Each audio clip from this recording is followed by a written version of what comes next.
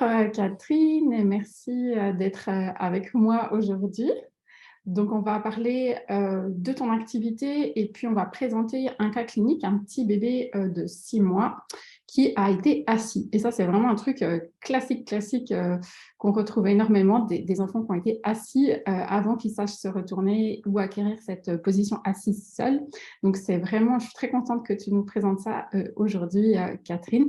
Est-ce que déjà, dans un premier temps, tu peux te présenter ce que tu fais? Bonjour, je suis Catherine Rose Tixier.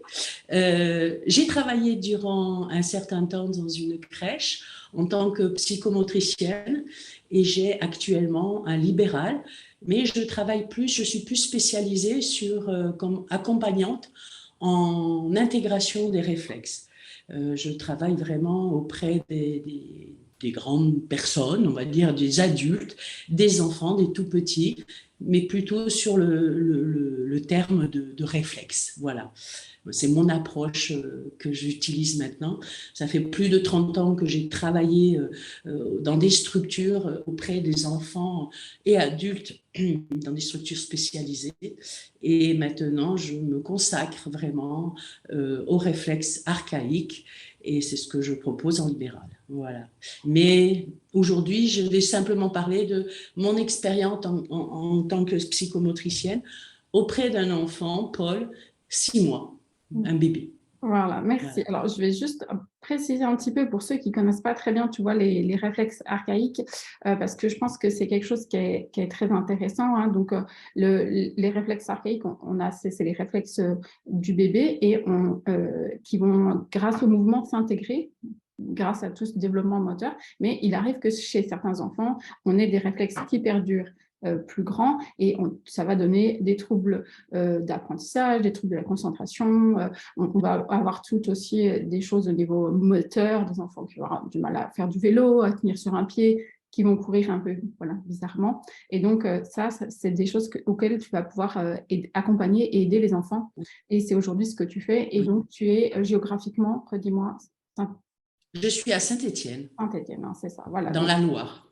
voilà. Voilà. Et j'ai mon libéral là et je reçois Voilà. les enfants avec leurs parents. Voilà.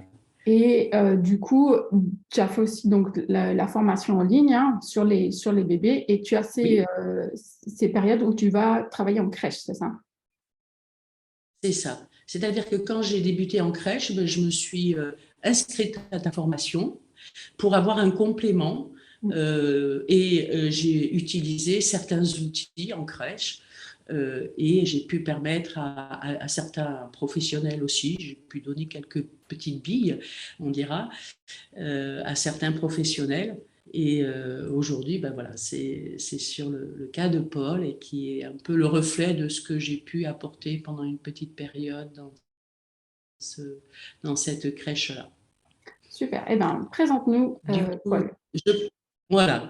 Alors, Paul, c'est un enfant qui était donc en crèche dans le groupe des tout-petits. Et c'est un enfant que j'ai observé assez rapidement parce qu'il était très bruyant. C'est-à-dire qu'il pleurait énormément. Il était vraiment, dès qu'il était en station allongée, que ce soit sur le ventre, que ce soit sur le dos, les pleurs étaient perpétuels. Donc, c'est vrai qu'à la crèche, vu le nombre d'enfants, ben, c'est vrai qu'au niveau sonorité, c'était assez imposant comme bruit. Et du coup, ben, c'est vrai que c'est ce qui m'a stimulée à aller vers lui en premier. Et du coup, c'est un enfant qui, par contre, ne pleurait pas quand il était assis. Donc, bien sûr, souvent, il était assis pour éviter ce type de pleurs, ou il était dans un transat, un peu les nouveaux transats qu'ils font maintenant en mousse. Ce pas tout à fait les mêmes qu'avant, mais c'est la même fonction. Et ben, je me suis vraiment rapprochée de lui pour lui proposer déjà de le rencontrer, de voir comment il fonctionnait, qu'est-ce qui lui arrivait, comment j'ai fait connaissance avec lui pendant quelques temps, puisque je le voyais chaque semaine et plusieurs fois par semaine. Voilà. Et du coup, Est-ce que ce tu que peux je me nous suis... redire son âge déjà? 6 mois. 6 mois. 6 mois. Et c'est vrai qu'à 6 mois, c'était un enfant qui était quand même assez imposant au niveau physique, d'un bon poids. Et il était assez raide dans son corps. C'est-à-dire que c'était vraiment une masse. Il était fait d'une seule masse, d'un seul, comme un grand bâton, on va dire. Et c'est vrai qu'il n'arrivait pas bien à bouger, voire pas du tout, dans son corps de façon spontanée. Ce qui fait que c'est vrai que les stations allongées, eh ben, il n'arrivait pas à être stimulé. Mince. Pardon, j'ai un souci de... Voilà, pardon. Il était très peu stimulé. Et puis même, il était peu en lien avec l'extérieur aussi. Il était vraiment plutôt, alors je dirais pas triste, mais un peu renfermé sur lui-même, tout en étant présent, parce que quand on venait vers lui, on sentait cette présence et cette relation, hein. Il n'y avait pas de souci là-dessus, mais quand même, il manquait de cette, un peu cette vigilance, quoi, cette présence à l'autre. Mais Donc, du coup, si je résume, donc il avait 6 mois, il a été assis alors qu'il ne savait pas se retourner et c'est un enfant non, c'est assez ça, massif et assez raide. Voilà. Quelles sont les raide, premières choses que tu as voilà. mis en place pour l'aider? Alors, la première chose que j'ai fait, quelque chose que je fais depuis 30 ans avec des petits et des grands, j'ai toujours utilisé des grands tissus. Donc, j'ai utilisé mon tissu magique et cet enfant-là, eh ben, je l'ai promené sur le tissu en étant allongé au sol, que ce soit sur le ventre ou sur le dos. Et cet enfant-là, pendant ce moment-là, ben, il pleurait pas. Donc, c'était déjà une porte d'entrée. C'était ma première porte d'entrée en me disant, ben, il garde la position allongée. Et ce qui s'est passé, c'est qu'il ressentait bien sûr les mouvements et tout ce qui était en lien justement avec le schéma corporel, c'est-à-dire cette rencontre avec son corps en mouvement sur un tissu. Et ça a très très bien fonctionné. Et ce qui était bien aussi, parce que ça a permis à certains professionnels de la crèche de l'utiliser, ce petit truc, quand il pleurait beaucoup, ça permettait de l'apaiser, et puis d'apaiser aussi l'environnement crèche, et ainsi que les professionnels, pour que cet enfant-là ne soit pas tout le temps en pleurs et en souffrance, quelque part, bien sûr. Du coup, j'ai commencé à prendre ça, ça a fonctionné énormément avec lui. J'ai proposé aussi des bercements avec ce genre de tissu où l'enfant, il était dedans avec un adulte, et on le berçait. Il venait faire une sorte d'enroulement aussi. Donc, on s'amusait aussi à le bercer dans un sens, dans un autre, voilà, un peu de le pétrir, comme tu parles du pétrissage au niveau du bassin. Là, c'était un peu pareil, mais avec vraiment tout le corps, quoi. Et puis, voilà. Donc ça a été vraiment quelque chose de très positif pour lui, qu'il aimait bien. C'était un peu notre bouée de sauvetage, on va dire, pour lui, assez facile. Et puis après, je me suis quand même occupée de lui de façon plus individuelle, dans le sens où j'ai proposé du coup les routines. Parce que c'est vrai que ces routines-là m'ont toujours plu et c'est quelque chose que j'utilise avec les tout petits énormément et les plus grands aussi. Et du coup, je lui ai vraiment proposé toutes ces routines au niveau d'étirement pour cette souplesse, parce qu'il était tellement raide dans son corps que je suis venue vraiment voilà, dans cet étirement et en même temps trouver la souplesse pour un peu je dirais pas le façonner, mais voilà, lui donner un peu nos mouvements différents. Voilà, Finalement, que ce soit au niveau des hanches. ton objectif, c'était de lui faire Oui, réapprécier le fait d'être au sol, et ensuite de l'accompagner sur le retournement. Et pour ça, il a fallu le détendre. c'est Hein, ça. c'est ça, voilà. Comme il y avait cette raideur, on a souvent un Voilà. bébé qui sont très très raides. Donc là, les routines d'étirement qui sont dans la formation, elles sont vraiment très utiles pour ça. Ça va vraiment les assouplir. Et ensuite, il y a un troisième pilier, c'est les conseils et puis qu'on va donner aux parents. Donc, redis-nous un petit peu voilà, les conseils que tu Voilà, donnes aux parents. c'est ça. Voilà, donc j'ai commencé vraiment avec tout ça, le tissu, la routine, la souplesse et tout. Et puis, quand j'ai senti qu'il fallait y aller, parce que ça ne se faisait pas trop, puisque moi, j'étais toute nouvelle dans la crèche, et la crèche était toute nouvelle aussi, donc les parents n'étaient pas habitués à ma présence. Et j'ai proposé un rendez-vous avec les parents. Souvent, c'est dans le sens contraire, puisqu'en libéral, ben, c'est les parents qui sont en demande. Là, c'est moi qui suis allée vers les parents, leur expliquer. Ils ont été vraiment d'accord. Ils sont venus tous les deux, même avec la grande sœur. Et j'ai pu proposer en crèche, comme ça, un accompagnement, une guidance sur une séance auprès des parents et leur expliquer voilà, le fonctionnement d'un enfant et le pourquoi de comment on allait ensemble le stimuler. Et la première chose que je leur ai proposé, c'est d'être patient. C'est d'être patient avec eux.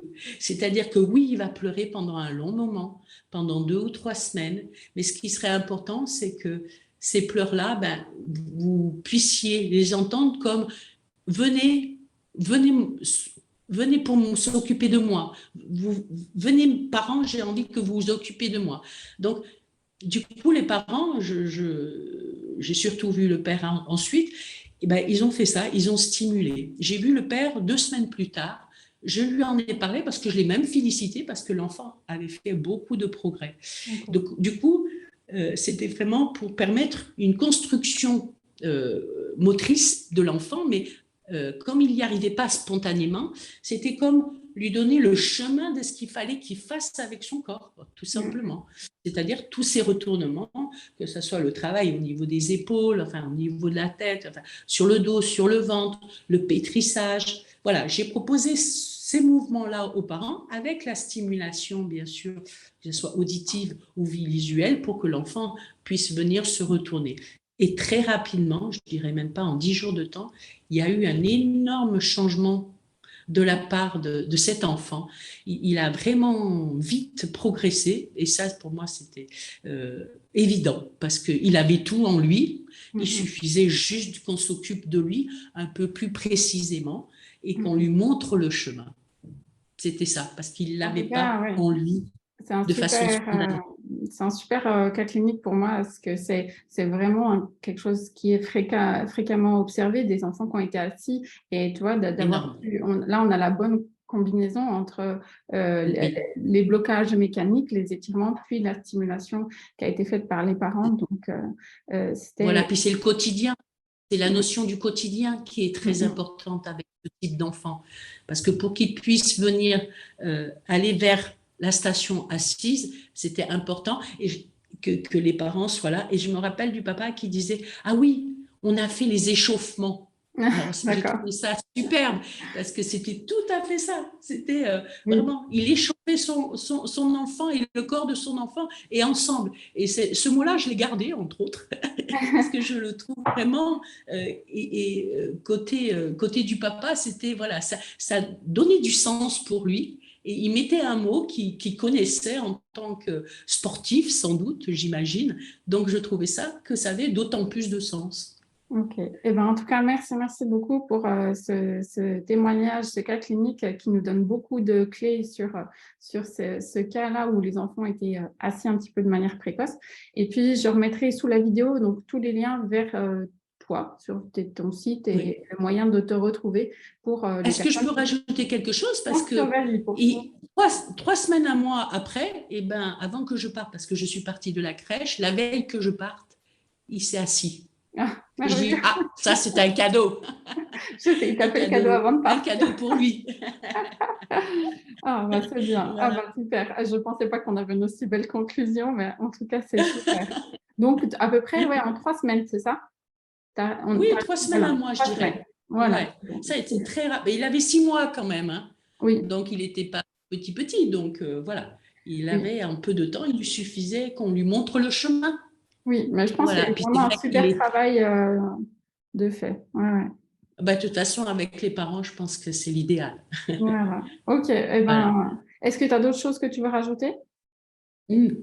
Non, c'est très bien comme ça. Ok, super. Donc, les personnes qui veulent te retrouver, je mettrai tes coordonnées donc, sous la vidéo, d'accord? Oui, Voilà, s'ils veulent oui, je veux bien. une intégration des réflexes archaïques pour leurs enfants ou une prise en charge pour ces tout-petits, et ils pourront te Oui, retrouver, toutes les personnes qui sont sur Saint-Étienne.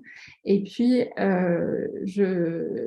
des personnes qui veulent faire la formation, ben, il y aura aussi les liens juste en dessous. Voilà, et ben merci Catherine. merci à tous.